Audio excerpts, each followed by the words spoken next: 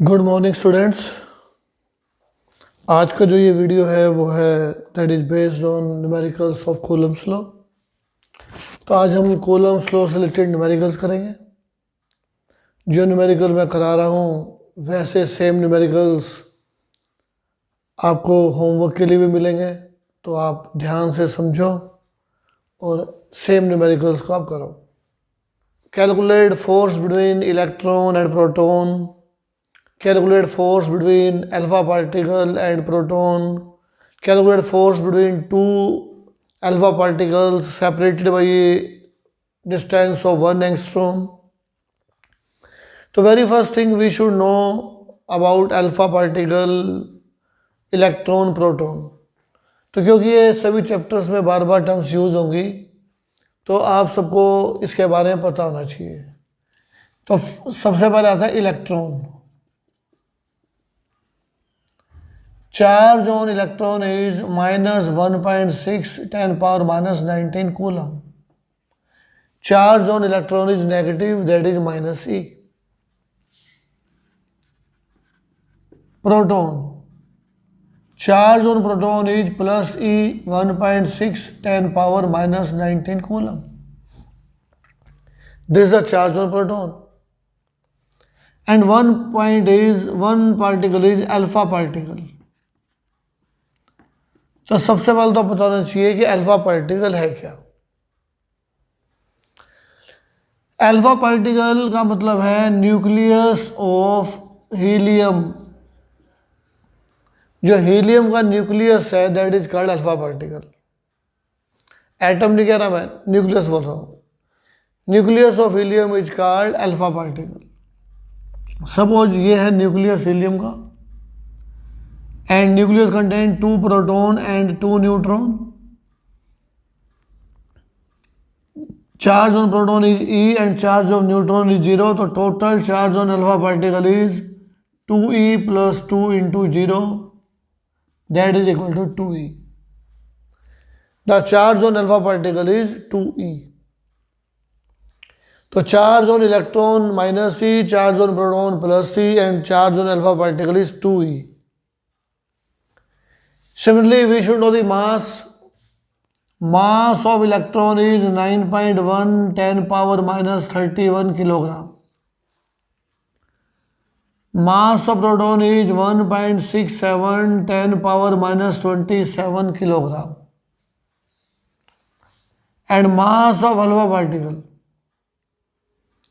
Mass of alpha particle is the mass of nucleus, यानी कि twice mass of proton plus twice mass of neutron, and it is approximate equal to 4m. m का मतलब average mass of proton and average mass of neutron, 1.67 10 power minus 27 kilogram. तो numericals के लिए हमें mass of alpha, charge of alpha, mass proton, charge proton, mass electron, charge electron हमें याद होना चाहिए। किसी भी चैप्टर्स में इनकी रिक्वायरमेंट हो सकती है। तो अब क्वेश्चन है मेरे पास, सिंपल सा न्यूमेरिकल है। Calculate force between electron and proton. क्या करना हमें? Calculate force between electron and proton separated by 1 angstrom. 1 angstrom means 10 raised to power minus 10 meter. Force निकालना है between electron and proton separated by 1 angstrom. The formula for force is 1/4 pi epsilon naught Q1 Q2 upon R square. Value of 1/4 pi epsilon naught is 9 into 10 power 9. Q1, the charge on electron. Q1 is equal to E 1.6 minus 19 coulomb. We don't take negative sign. Q2, charge on proton, that is again 1.6 minus 19 coulomb. Put values 1.6 10 power minus 19, 1.6 10 power minus 19 upon r square. Here r is the distance between electron and proton, that is 1 angstrom, मतलब 10 power minus 10 metre whole square newton. आप अपने आप solve करो इसको और you will get the answer. अब ये तो सभी क्वेश्चन कर सकते हैं force between electron and proton. अगर क्वेश्चन ये आ जाए find minimum force, find minimum force between two charges,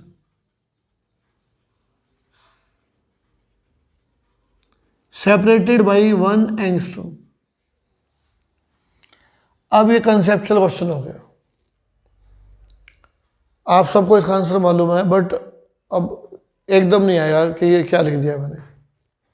find minimum force between two charges separated by distance 1 angstrom. अगर मुझे फोर्स निकालना है तो फॉर्मूला तो मेरे पास यही है 1/4 pi epsilon not Q1 Q2 by are square. R की वैल्यू 1 एंगस्ट्रॉम दे रखी है, चलो ये भी क्लियर है।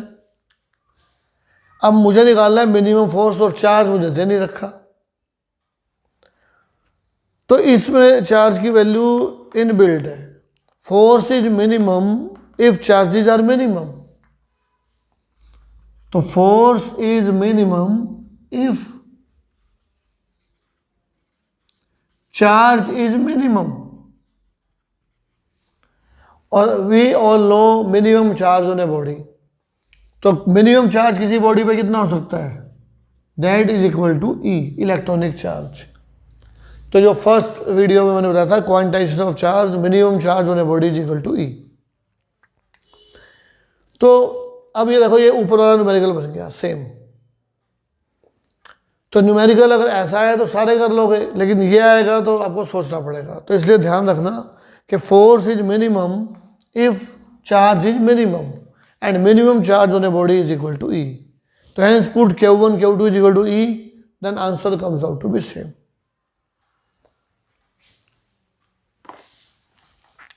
Next question is force between two charges separated by certain distance D is F. Force between two charges separated by certain distance D is F in a given medium. Medium air भी हो सकता है, some other medium में also. Then what is the distance between these two charges such that force between them will become 3F and force will become between them F by 3. Simple सा मतलब है कि दो चार्ज हैं Q1 Q2 and distance is D and the force between them is F. My question is, what is the distance between these two charges such that the force between these two charges will become 3F? और second question, force will become F by 3. जब भी ऐसे question आते हैं तो आप start करोगे F is equal to 1/4 pi epsilon naught Q1 Q2 by D square. This is the formula for force. Distance D and F is the force between them. अब इसमें मैं चेंज कर रहा हूँ सिर्फ D1 कर रहा हूँ। Q1 Q2 I am not changing, only D is changing. अगर मैं एप्सिलॉन नॉट लिखता हूँ तो परमिटिविटी हो जाएगी एयर की, और एप्सिलॉन लिखता हूँ तो परमिटिविटी हो जाएगी मीडियम की, दोनों लिख सकते हो। तो इसमें Q1 Q2 एंड 1/4 पे एप्सिलॉन जो है वो कांस्टेंट है। तो आसान करने के लिए, इजी करने के लिए मैं लिखता हूँ F is directly proportional to 1/d square.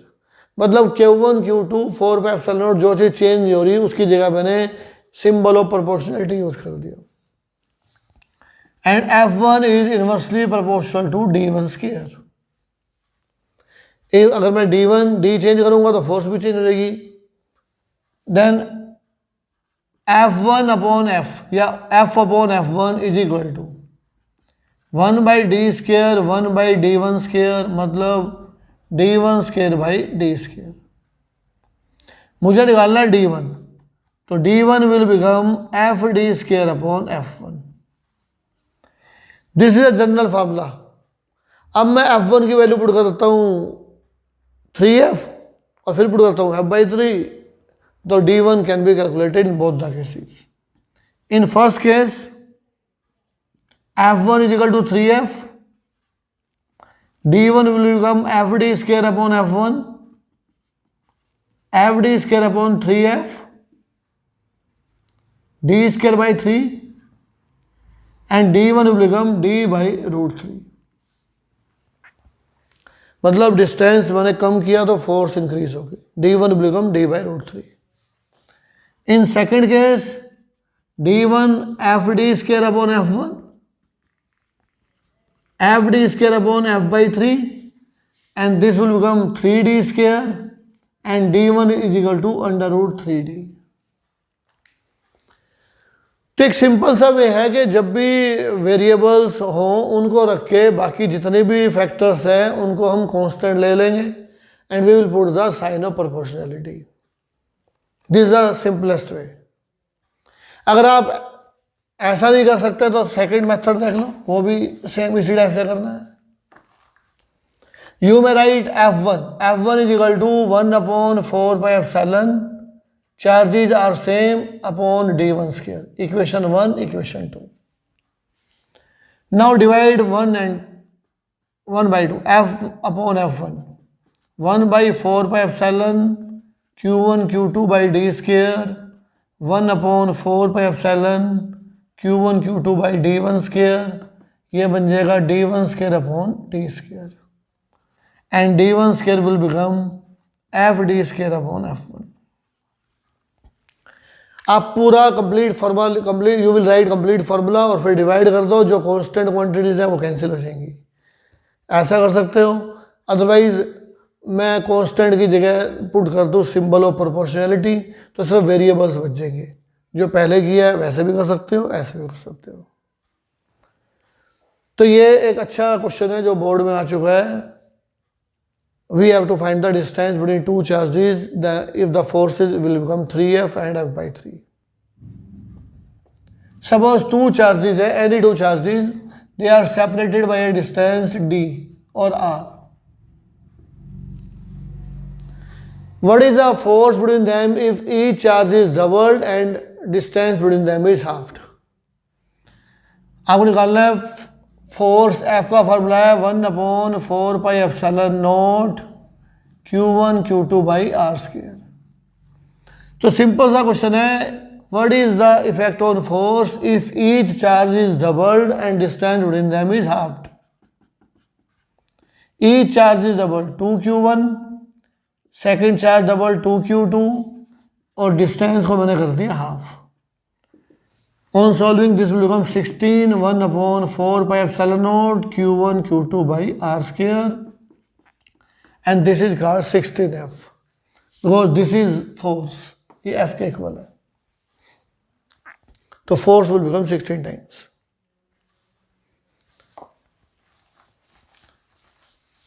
Next question is, a charge capital Q is divided into two charges Q and capital Q minus Q। A charge capital Q is divided into two charges small q and Q minus Q। Then what is the value of small q such that the force between these two parts is maximum? What is the value of small q such that the force between them these two charges is maximum? अब इस question को वैसे तो there are two methods. एक simple सा method है direct method, जिससे सिर्फ आंसर आपको मिल जाएगा, और सेकंड मेथड है यूजिंग डिफरेंशिएशन। एग्जैक्ट तो मेथड है डिफरेंशिएशन से, ये सिर्फ आंसर निकालने के लिए बता रहा हूँ मैं। Suppose for example q is 10 column,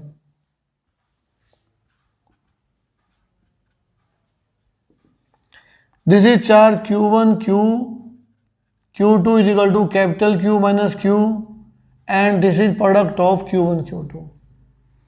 Because the formula for force is 1 upon 4 pi epsilon naught Q1 Q2 by R square. For example, if it is 1 coulomb, then Q2 will be 9 coulomb. 2 coulomb, then Q2 will be 8 coulomb. 10 minus 2, 8. If Q1 3 coulomb, Q2 will be 7 coulomb. If it is 4 coulomb, then Q2 6 coulomb. 5 coulomb, और यहाँ पे क्या होगा 5 coulomb. Now multiply Q1 and Q2. 1 into 9, 9. 2 into 8, 16. This is 21. Next is 24. And 5 into 5, that is 25. तो यहाँ से conclusion क्या निकला कि product of Q1 Q2 is maximum 25 if both are same. मुझे फाइंड आउट करना है maximum force. Force is maximum if product of Q1 Q2 is maximum. और Q1 Q2 का प्रोडक्ट मैक्सिमम कब होगा? when Q1 और Q2 सेम होंगे. if Q1 is equal to Q2, then product will be maximum. small q is equal to q minus q, capital Q is equal to 2q, and small q की value आ गई q by 2. तो answer मैंने निकाल दिया small q is equal to q by 2. The force between two charges is maximum if both are equal. तो small q की value होनी चाहिए q by 2. तो ये बहुत सारे ऑब्जेक्टिव टाइप क्वेश्चंस में आता है, मल्टीपल चॉइस क्वेश्चन बनता है, तो आपको डायरेक्ट रिजल्ट आना चाहिए. ये शॉर्टकट मेथड है, मैंने बता दिया. अब जो इसका एग्जैक्ट मेथड है वो कैसे करना है, इसमें आपको मैथमेटिक्स का एक चैप्टर आएगा in class 12, maxima and minima, application of derivative. तो ये जो क्वेश्चन है वो एक सिंपल सा मैथ का क्वेश्चन है, application of derivative two find maxima and minima. तो अभी क्योंकि स्टार्टिंग है आपकी, मैथ्स आपने पढ़ानी है, जब मैथ्स पढ़ोगे तो ये स्टेप्स आपको बिल्कुल ईजी लगेंगे. अभी मैं आपको सिर्फ इतना बता रहा हूँ कि how can you find out the maxima and minima. तो स्टेप्स क्या हैं? For example y is equal to x square plus 2x plus 7. y is the function of x. y जो है वो x पे डिपेंड कर रहा है. मुझे निकालना है कि y मैक्सिमा कौन सी वैल्यू ऑफ x पे है. We have to find the maxima, y is maxima और minima for what value of x. तो रूल क्या है? First find first derivative. Rule है put dy by d x is equal to 0. Differentiate करो, उसको 0 कर दो. Find value of x. x की वैल्यू आ जाएगी. अगर ये t का फंक्शन होता तो t की वैल्यू आती, x का फंक्शन है तो x की वैल्यू आएगी. Put dy by d x, इसको डिफ्रेंशिएट करके 0 कर दो. 0 करने से you will find the value of x. इस x पे either this y is maxima और y इज मिनिमा. तो फिर निकालो second derivative. Find d2y upon dx square and put value of x. If d2y by dx square negative, then maxima.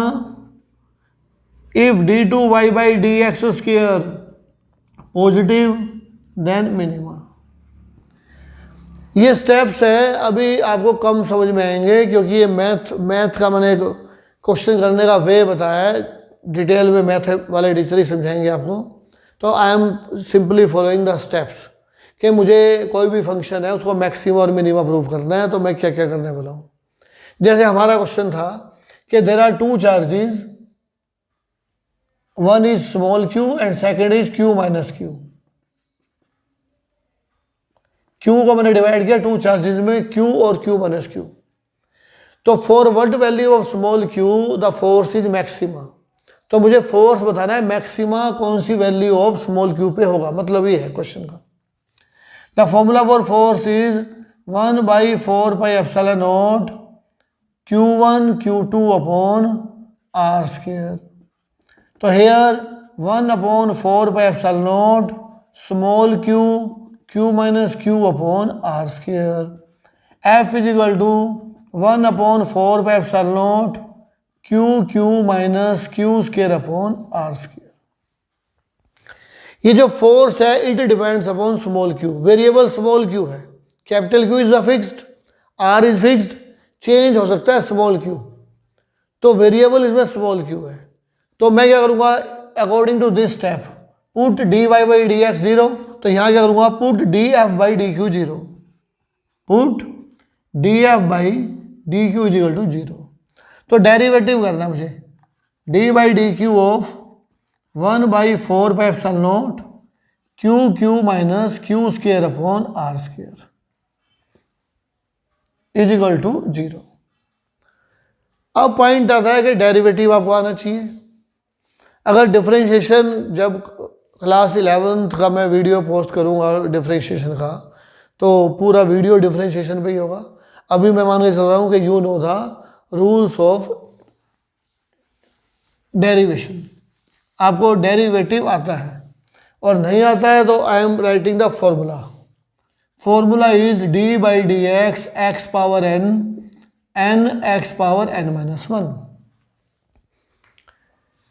d/dq of q² answer is 2q and d/dq of q answer is 1। मैं ये मान के चल रहा हूं कि you know the differentiation. करो differentiate, 1/4πε0 1/r² भी बाहर ले लो, it is constant.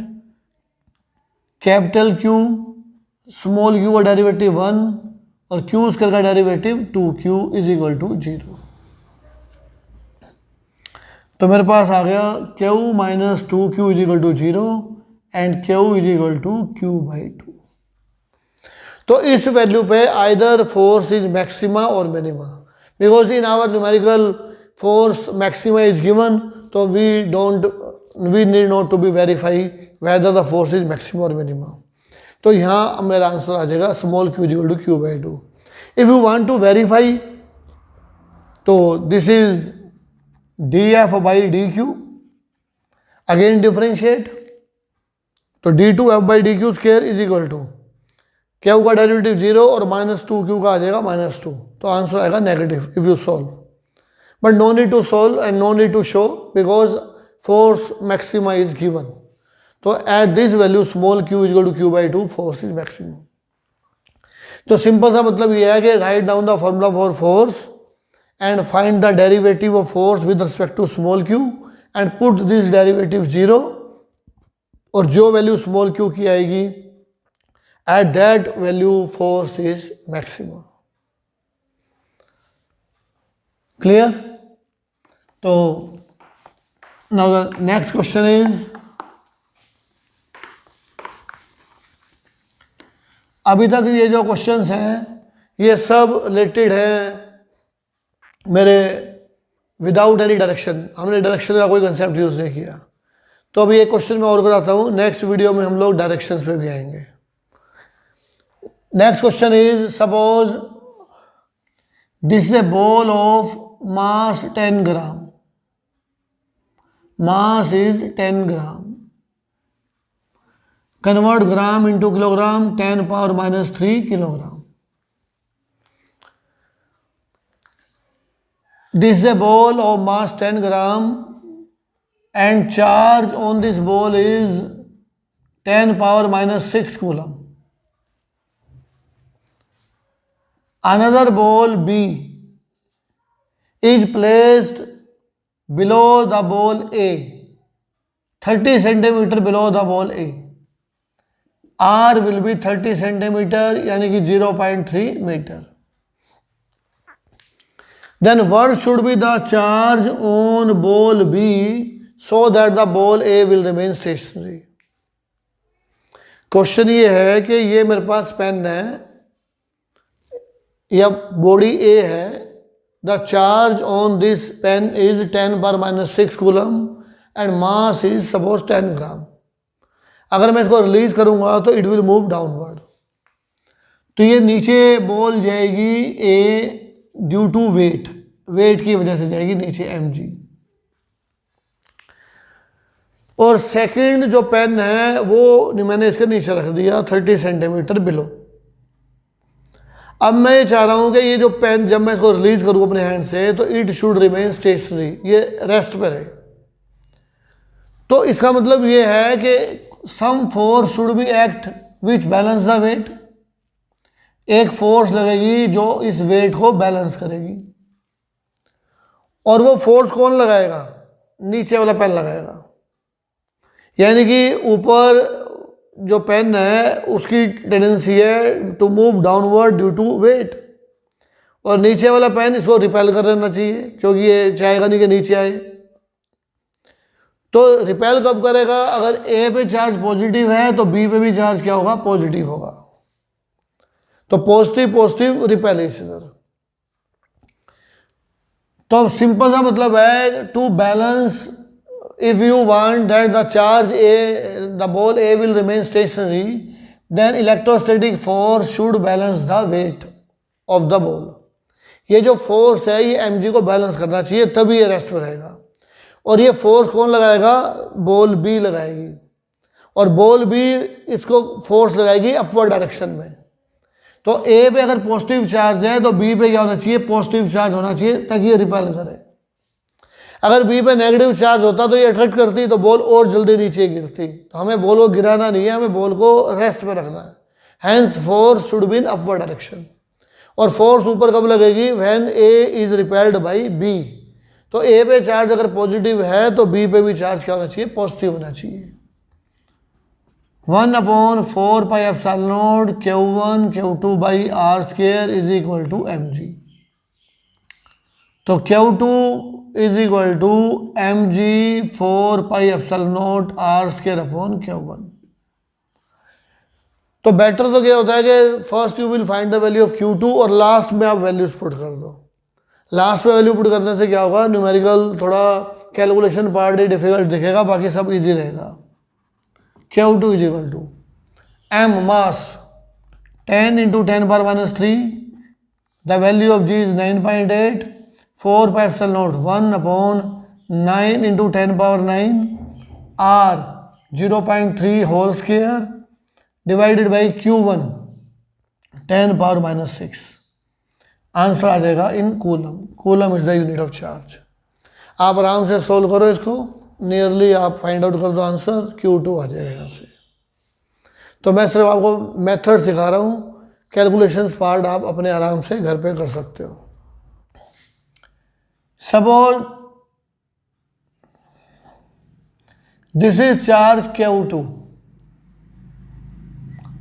and charge Q1 is moving around charge Q2. Q1 charge is moving around Q2 and R is the radius of circular path and M is the mass of this charge। M क्या है? mass of this charge। तो question है find the time period of -Q1 around Q2। मुझे time period निकालना है इस -Q1 का around Q2। Find time period of -Q1 around Q2। मेरे को Q1 Q2 गिवन है, R radius of circular path given है और M is the mass given है। तो जब भी हम लोग कोई क्वेश्चन डेरिवेशन करते हैं, कोई भी हमें फॉर्मूला ड्राइव करना है तो नॉन क्वांटिटीज में करते हैं। इसमें M R Q1 Q2 यही नॉन है। तो एक सिंपल सा मतलब है, if the charge is moving in the circular path then we need centripetal force. और सेंट्रीपिटल फोर्स कौन प्रोवाइड करेगा? The force of attraction between Q2 and Q1। अगर मैं किसी बॉडी को मूव कर रहा हूँ सर्कुलर पाथ में तो सेंट्रीपिटल फोर्स इज रिक्वायर्ड, और वो सेंट्रीपिटल फोर्स कौन प्रोवाइड करेगा? अगर मैं रोटेट कर रहा हूँ तो I will provide the centripetal force. यहाँ पे Q2 और Q1 में क्या है? अट्रैक्शन है। ये जो कूलम फोर्स है Q1 Q2 की, that will provide the centripetal force to move Q1 around close path. Centripetal force is required and it is provided by centripetal force.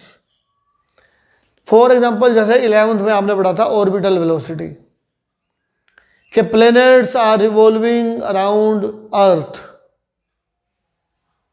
Around sun, sorry not earth, और satellite is revolving around earth, then necessary centripetal force is provided by the gravitational force between earth and satellite. Same planets are revolving around sun, then necessary centripetal force is provided by the force of attraction between planet and sun. Same Q1 is moving around Q2, necessary centripetal force is provided by Coulomb force between Q2 and Q1. Coulomb force will provide centripetal force. Coulomb force 1/4 pi epsilon naught Q1 Q2 by R square and centripetal force mv square by R. मुझे निकालना है time period, तो v का formula होता है distance upon time. Total time taken for completing one round is t and total distance is 2 pi r by t, और you can say v is equal to R omega, omega होता है 2 pi by t। किसी type से याद कर लो, 1/4 pi epsilon naught Q1 Q2 by r square m/r 2 pi r by t whole square। 1/4 pi epsilon naught Q1 Q2 by r square m by r 4 pi square r square t square. Now find the value of t here. Then t square will become m/r 4 pi r square. t square में इधर है क्या?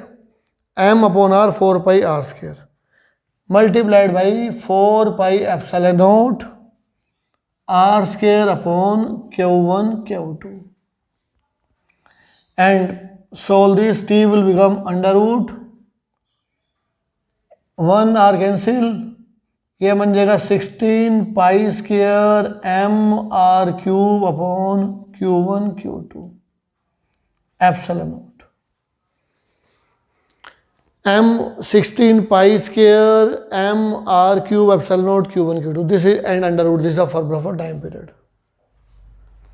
So we can calculate the time period using this method. जितने भी numericals आज हमने discuss किए हैं इसमें कहीं पे भी मैंने डायरेक्शन का कंसेप्ट नहीं यूज़ किया है, तो नेक्स्ट लेक्चर में हम लोग कूलम्स लॉ की डायरेक्शन को कंसिडर करते हुए न्यूमेरिकल्स करेंगे।